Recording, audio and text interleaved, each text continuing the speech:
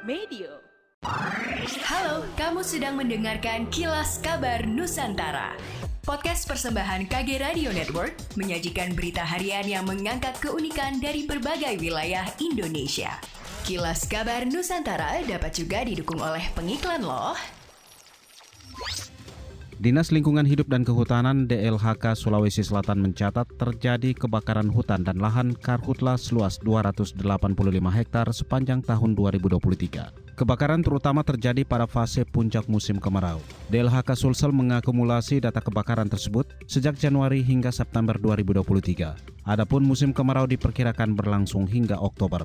Kepala DLHK Sulsel Andi Nur Hasbi mengatakan kasus karhutla tersebut tersebar hampir di semua kabupaten.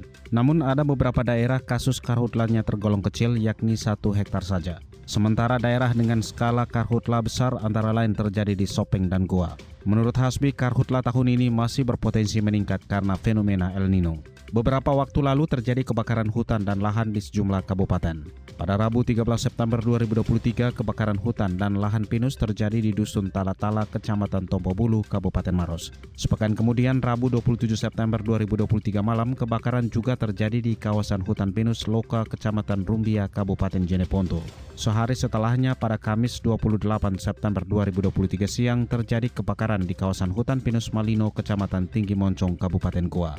Lalu pada 29 September 2023, kebakaran juga terjadi di Buluseo, Kabupaten Sopeng yang menghanguskan 10 hektar lahan.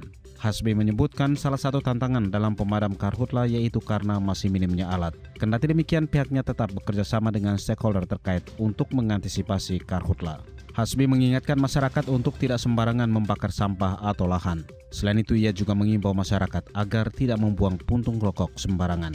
Pemerintah Provinsi Sulawesi Selatan terus berupaya menurunkan angka stunting. Diketahui prevalensi stunting Provinsi Sulawesi Selatan berdasarkan hasil SSGI tahun 2022 sebesar 27,2%.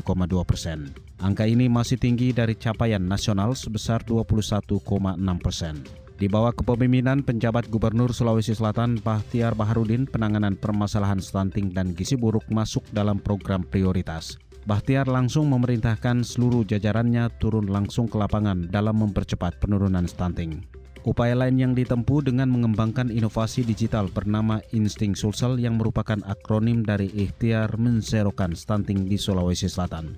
Aplikasi Insting Sulsel resmi diluncurkan pada acara pengukuhan Bahtiar Baharudin bersama penjabat Ketua TPPKK Sulsel Sofa Marwah sebagai Bapak Bunda Asuh Anak Stunting oleh Kepala BKKBN RI Hasto Wardoyo Selasa 4 Oktober 2023. Bahtiar mengatakan aplikasi Insting bertujuan untuk mewujudkan lingkungan keluarga yang berdaya secara mandiri serta mampu mengupayakan kesehatan pribadi dan ketahanan keluarga secara optimal. Sementara itu, Kepala BKKBN RI Hasto Wardoyo mengapresiasi gerak cepat Bahtiar dalam penanganan stunting di Sulawesi Selatan. Ia menilai Bahtiar cukup agresif melakukan gerakan serta gebrakan program penanganan stunting, meski baru menjabat 3 pekan sebagai penjabat Gubernur Sulawesi Selatan. Ia juga berterima kasih kepada Bahtiar bersama istri yang bersedia diangkat menjadi bapak dan bunda asuh anak stunting. Menurutnya ini bentuk keseriusan Bahtiar menurunkan stunting di wilayah Sulawesi Selatan.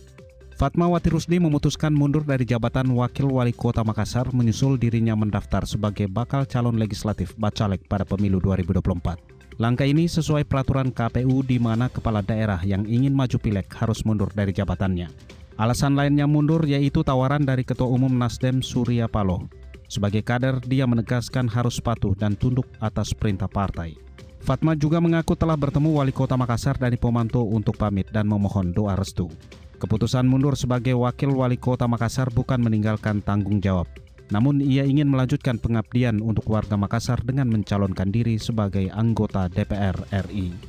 Fatmawati Rusdi diketahui maju sebagai salah satu caleg jagoan Nasdem di Dapil Sulsel 1, di mana meliputi Kota Makassar, Goa, Takalar, Jeneponto, dan Selayar.